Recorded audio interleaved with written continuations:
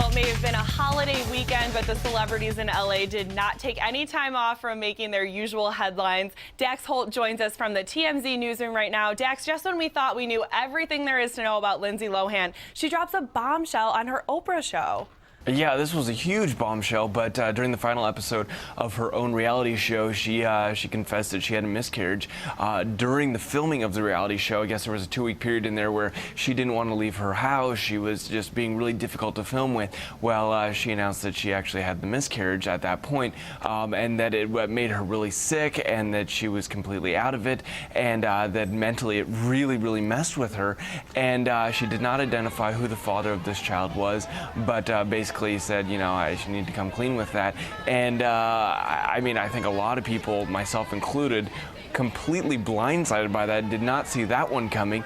You know, I would hope that this reality show did some good for her. At least maybe looking back, she can realize that she's not exactly the easiest person to work with, and I think a lot of it shows why there's a lot of like designers and different magazines and TV shows and stuff that don't want to work with her, because she is a tough person to have to deal with, because she sleeps through a lot of stuff, and hopefully it'd be a little bit of an eye-opener for her. How do you think that she and the OWN network kept this a secret until the episode aired? Because Oprah is the master of keeping secrets and knowing how to use publicity the right way. And she doesn't have a bunch of people with, you know, big mouths working for her. I think that's the big case. All right, switching gears now to Coachella. I'm fascinated by the pictures of the Jenner girls at the outdoor music festival. They went back for the second weekend. Well, yeah, because they're rich. You know, it's pretty expensive to Coachella, to go to Coachella. You know, it's $400 for a ticket to go for the weekend, and for VIP, you got to pay like $800.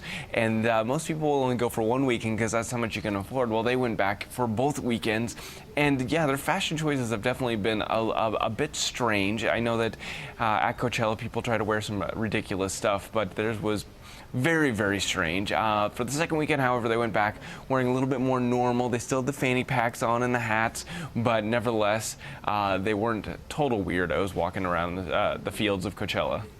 And now, are they the only teenagers that go to Coachella? I mean, when it comes up in the TMZ newsroom, it seems like it's greeted by groans. Is it a younger crowd now, teenagers, or are they the only teenagers there?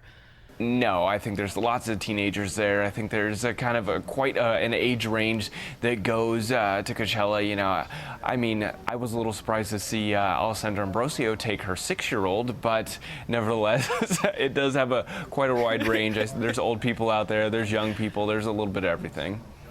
I wonder if they ask their mom permission if they can go, if Kris Jenner has to give them their blessing. Is it the kind of thing parents want their young people to go to?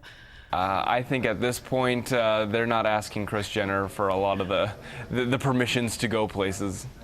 They're definitely calling the shots for sure. All right, thanks so much, as always, for these updates, Dax. We'll check in with you every night here on the CW23.